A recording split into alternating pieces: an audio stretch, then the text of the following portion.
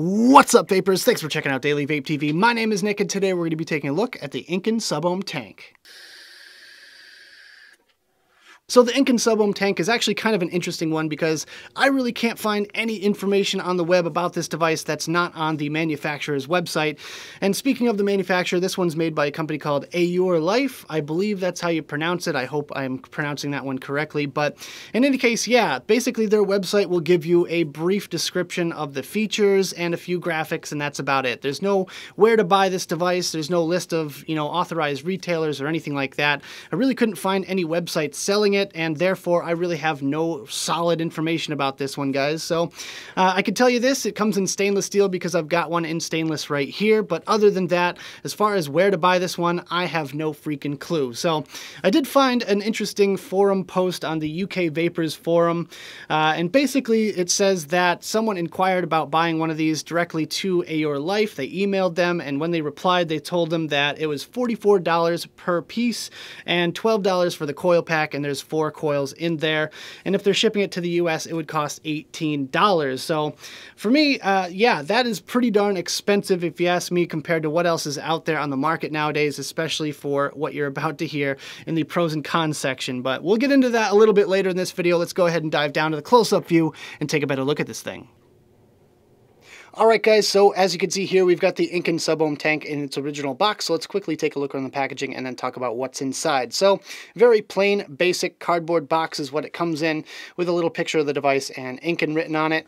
If you open up this, you have a secondary box, which is more kind of stylized. I do like the sort of texture going on here. It's kind of got that sort of marble look, and then it has a little Incan design around the outside there. Taking off the front cover, we have a very basic kind of user manual, quick start guide sort of thing, as you can see here. And I guess technically it is fold-out style, so I guess that's -5 points there.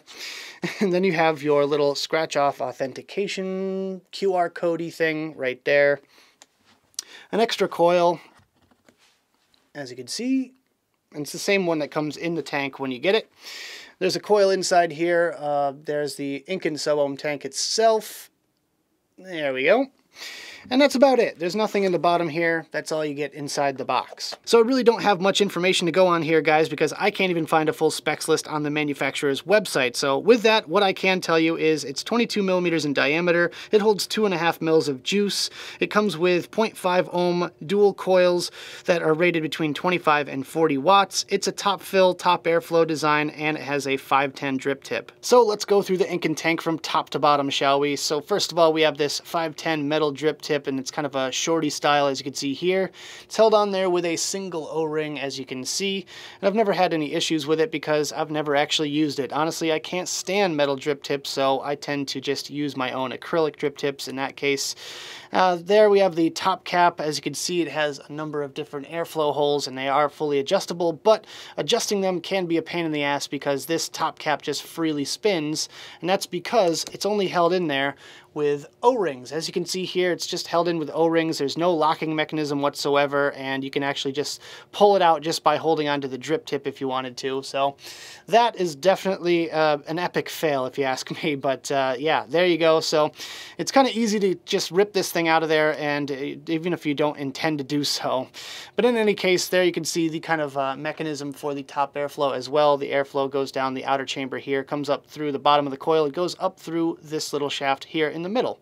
Anyways, moving on, we have the filling ports. As you can see here on the outside edge, it's very, very small filling ports, and it's a little bit difficult to use. So yeah, you tend to get a lot of juice right down there in the middle because it's a big basin for juice to just kind of collect right down the middle.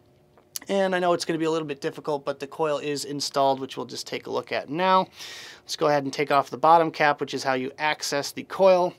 So you take off the bottom cap, and it has one of those little gold plates in the bottom there, as you can see, and that's what the connectors are here on the bottom. But if you try to take it out with these little connectors, it's kind of difficult. You kind of have to reach your fingers in there, and if it's covered in juice, then it tends to get a little bit stuck. So it's really difficult to latch onto there with your little fingernails, and it's just a pain in the ass. But there you go.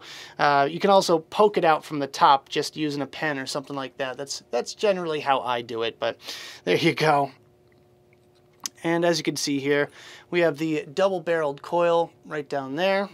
And these are rated between 20 and 40 watts as stated on the coil itself. There's a little bit of an Incan sort of design on the barrel or the chimney section here, whatever you want to call it. It's kind of cool, kind of nifty. And it says Incan right there in big block stamp kind of letters. And then the bottom piece, gold-plated 510 connection, and basically just designed by BDT. No clue what that means because the company that makes this is called Aurelife. But there you go. So that's pretty much all I had for the Incan in this little close-up section here. Let's go back to the main screen, have a quick vape on this thing, and we'll talk about it some more.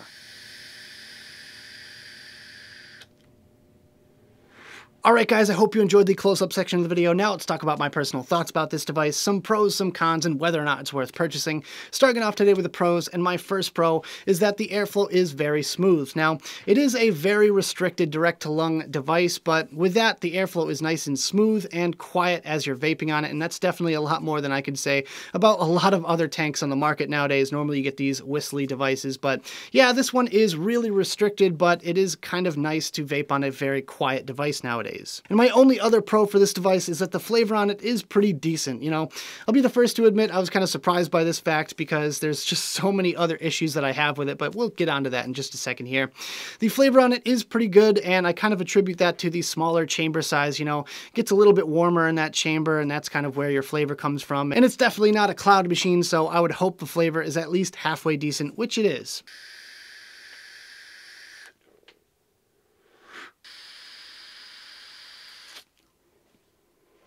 Alright guys, so moving on to the cons now. I have a lot to mention here, so we're going to get through these as quickly as possible. Starting off with the first con that I have, which is the low juice capacity. Now, according to the manual that's in the box, it has a 2.5 ml capacity, which doesn't even last me an hour. I have to fill this thing up pretty much every hour, even though I'm not vaping it a whole lot, and I'm only vaping it at 30 watts. Definitely doesn't pass the long drive test, so that's a big negative from me. Number two, the airflow control is hard to use. Now, whenever I go to change the airflow on this thing, it just spins the top cap, which is really, really frustrating. I actually have to hold the drip tip as I move the airflow control around, which is really annoying. Number three, the coils are impossible to find. As I mentioned, these are not sold in stores. These are not sold online. You have to email the company in order to get your hands on them. I have never seen these coils anywhere on the internet, so therefore, that's just going to be a huge negative for me. Number four, the top cap doesn't stay on. Yeah, this thing just kind of falls out at a moment's notice. It doesn't pass my test, and that is definitely not okay with me. Every time I dangle my mod like that, it kind of gives me that feeling, like that kind of upside down stomach feeling, like you're going over a roller coaster or something. So really don't like the fact that you can't trust this top cap, and that's the only thing keeping you from having a pocket full of juice. Next up, we have number five, which is it's difficult to fill. Now, this thing is definitely meant for needle tip, or at the very least a unicorn bottle, which doesn't sit well with me. Not everyone vapes with unicorn bottles. Almost no one carries a needle tip bottle in their pocket all the time, so yeah. I tried filling this thing with a normal glass dripper, and it's a pain in the ass. I ended up getting a whole bunch of juice down the middle, and that's definitely not okay. Number six, it's difficult to remove the coil. Now, just trying to pull it out from the little gold-plated pieces at the bottom there it's almost impossible. Really, I gotta say, I tried doing it once, and it just ripped the whole coil apart, and that was definitely not a good thing. And you have to kind of poke it with something down from the top caps part of it, and yeah, it's a pain in the ass. It really doesn't make any sense to me that they wouldn't even put a little tiny lip on the bottom for you to at least grab onto. Next up, number seven, it's too damn expensive. Yeah, the whole system with shipping and everything is going to cost you over $70 according to the forum post, and that is not okay. That is definitely not okay compared to everything else on the market nowadays. And last but not least, it's damn near impossible to buy. So there we go. We've kind of gone full circle once again, mentioning the fact that you really can't find this thing anywhere. I really have never seen this in any other vape shops. I've never seen it online, and you have to email the company apparently to even get your hands on one. So it's just like they tried really hard to make something revolutionary, but they tried a little bit too hard and ended up just coming out with something that's a complete flop. Feels like something that was designed 2 years ago and just came out now. So with that, I'm going to have to just say a big, big no-no to this one. You definitely win the You Tried award. But with that, that about does it for the cons.